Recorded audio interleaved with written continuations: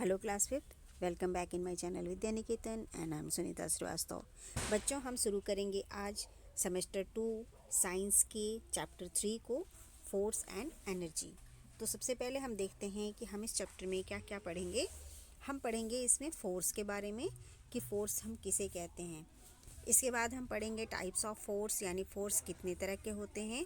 इसके बाद हम एनर्जी के बारे में पढ़ेंगे और फिर हम पढ़ेंगे टाइप्स ऑफ एनर्जी के बारे में। तो चलिए हम शुरू करते हैं अपने चैप्टर को। और यहाँ देखिए, आपको कुछ पिक्चर्स दिख रहे होंगे। Look at the pictures and tick the correct option. इसमें करेक्ट ऑप्शन को टिक करना है। तो सबसे पहले देखिए, force help us to push oblique pull objects. तो पुश का मतलब क्या होता है? धकेलना, किसी भी चीज़ को धकेलना। धकेलने को हम पुश कहते हैं, और किसी चीज़ को जब हम खींचते हैं उसे हम पुल कहते हैं। पुश का मतलब धक्का देना और पुल का मतलब खींचना। तो यहाँ जो फर्स्ट पिक्चर है उसमें ये बच्चा कार्ट को क्या कर रहा है? पुश कर रहा है। तो यहाँ force help us to push में टिक लगा देंगे। ठीक है। नेक्स्ट है हमारा force help us to push oblique pull objects. तो यहाँ ये कार्ट को खींच रही है, अपने टॉय कार्ट को खींच रही है, तो इसको हम क्या कर देंगे? पुल में टिक लगाएंगे। तो यहाँ पुल में टिक लगा दीजिए। नेक्स्ट हमारा है, देखिए यहाँ force helps object to change size oblique direction. तो यहाँ देखिए आप, ये क्या हो रहा है यहाँ पे, जो रैकेट से ये बॉल को मार रही है या कॉर्क को मार रही है, तो उससे क्या होगा? इसका डायरेक्शन चेंज हो जाएगा। तो हम इसमें लगा देंगे, साइज़ में तो कोई परिवर्तन नहीं होगा, साइज़ में कोई बदलाव नहीं होगा। कहाँ बदलाव हो जाएगा? इसमें इसकी दिशा में, इसके डायरेक्शन में बदलाव होगा। तो हम डायरेक्शन को चेंज कर देंगे, यहाँ पे टिक लगा देंगे कि force helps object to change direction. अब नेक्स्ट है, देखिए force helps object to move और स्टॉप। तो यहाँ पे देखिए ये बच्चा जो है वो फुटबॉल को किस तरह अपने पैर से रोक रखा है, यानी स्टॉप कर दिया है। यानी फोर्स लगाकर हम किसी चीज़ को रोक भी सकते हैं। Force help object to move और स्टॉप। मूव भी हम कर सकते हैं, लेकिन यहाँ इसने स्टॉप कर रखा है, तो हम यहाँ पे स्टॉप को टिक लगाएंगे। ओके, तो यहाँ हम स्टॉप को टिक लगा देंगे। तो इस तरह से अगर हम देखें तो जो फोर्स है वो क्या है? पुश भी है, पुल भी है, चेंज डायरेक्शन भी है, मूव और स्टॉप भी है। तो फोर्स क्या है? आइए हम पढ़ते हैं। We have learn that a push or pull on an object is called force. यानी कि हम पढ़ चुके हैं कि पुश करना यानी कि धक्का देना, या पुल यानी कि खींचना किसी भी चीज़ को हम क्या कहते हैं? उसे फोर्स कहते हैं। We can not see force, we can only see what force can do. Pushing a door to open it, pulling a toy cart और crushing a juice can are a few example of force। हम बल को देख नहीं सकते, हम केवल ये देख सकते हैं कि बल यानी फोर्स क्या कर सकता है। दरवाजे को खोलने के लिए धक्का देना, खिलौने वाली गाड़ी को खींचना, या जूस निकालने के लिए फ्रूट्स को हम जब क्रश करते हैं, तो ये सारे जो एग्जाम्पल्स हैं वो फोर्स के एग्जाम्पल हैं। Force is all around us. Force help us to move a stationary object. Stationary object का मतलब क्या होता है? स्थिर चीज़ें जिनमें कोई गति नहीं होती हैं। Applying force can speed up a moving object, can slow down the moving objects or bring it to a halt. It can also change the direction of a moving object. A force can even change the shape of an object. Force हमारे चारों ओर है। Force हमें किसी भी स्थिर वस्तु, stationery items जो होते हैं, जो स्टेशनरी जो ऑब्जेक्ट होते हैं जो स्थिर हैं, जिनमें कोई गति नहीं है, उनको हिलाने में मदद करता है।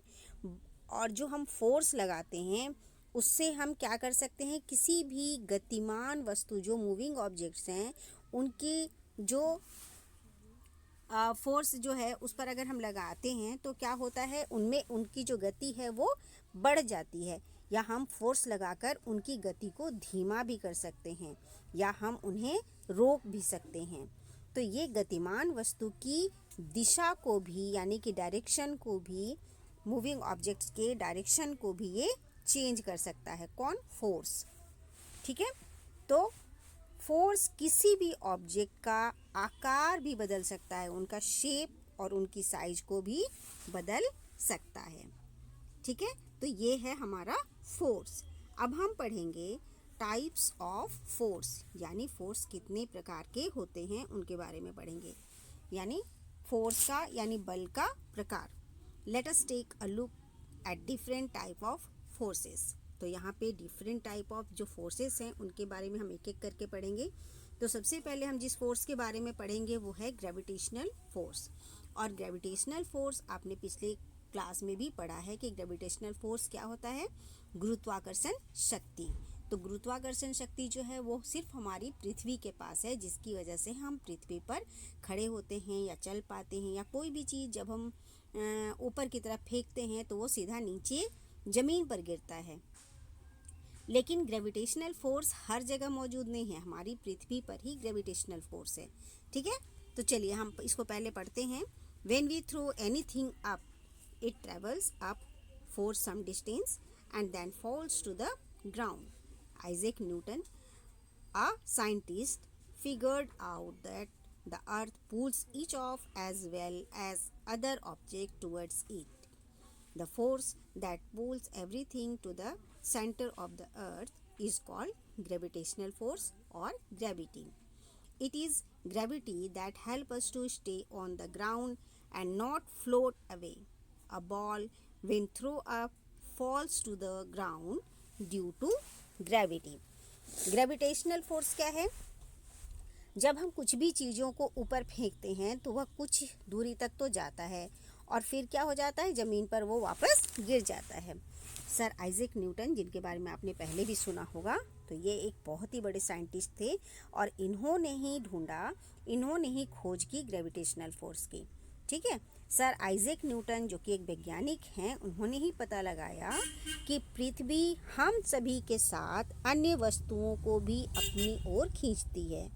वह बल जो प्रत्येक वस्तु को पृथ्वी के केंद्र की ओर, सेंटर की तरफ खींचती हैं, वही गुरुत्वाकर्षण बल या गुरुत्वाकर्षण शक्ति कहलाती है।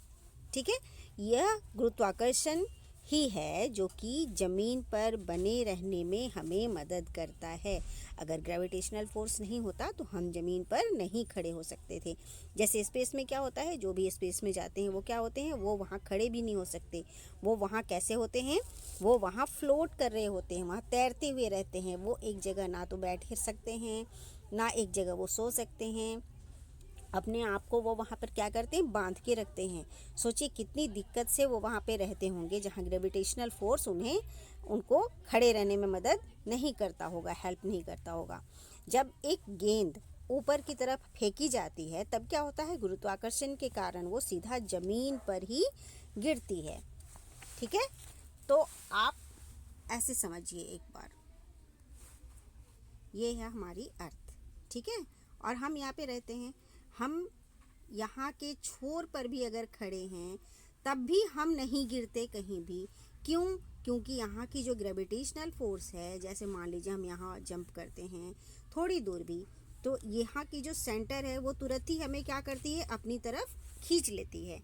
तो यहाँ जो खींचने की शक्ति है वही कहलाती है ग्रेविटेशनल फोर्स, जो हमें अपनी तरफ आकर्षित कर लेता है, खींच लेता है।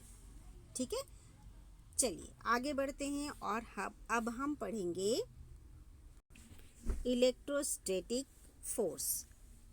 इसमें क्या होता है? Electrostatic force is a force that a charged body exerts on a charged or uncharged body when a plastic comb is rubbed vigorously on hair and then held over bits of paper. The comb attracts small bits of paper. This happens as the comb becomes charged and thus attracts the bits of paper. क्या होता है कि एक ऐसा बल भी है जो कि अपनी तरफ चीज़ों को जो कि आवेशित हो जाता है और वस्तु को क्या करता है, अपनी तरफ खींचता है। आवेशित वस्तु पर एक प्रकार का चार्ज होता है, चार्ज हो जाता है वो। जैसे कि मान लीजिए आपकी प्लास्टिक की कंघी को बालों पर जोर से रगड़ते हैं, तब क्या हो जाता है, और उसके वो कंघी जो है प्लास्टिक की, वो चार्ज हो जाता है। और फिर जब आप छोटे छोटे कागज़ के टुकड़ों के पास उस कंघी को ले जाते हैं, तब कंघी कागज़ के टुकड़ों को अपनी तरफ आकर्षित करती है।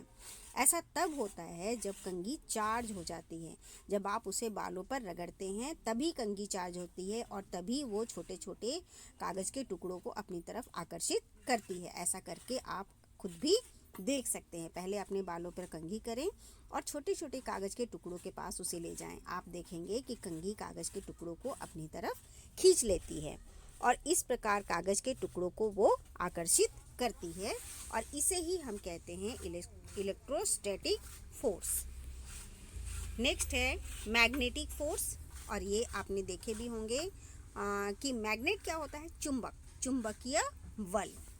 चुंबकीय बल क्या होता है, जब चुंबक किसी मेटल की चीज़ को, जैसे कि मेनली जो कि आयरन से बनी हुई चीज़ होती हैं या जो कि स्टील की चीज़ होती हैं, उनको जो चुंबक होता है अपनी तरफ अट्रैक्ट करता है। तो यही कहलाता है हमारा मैग्नेटिक फोर्स या चुंबकीय बल। When we bring a magnet next to the metal or another magnet, it attracts them. This force shown by a magnet with which it attracts other metal like iron and other magnet is called magnetic force.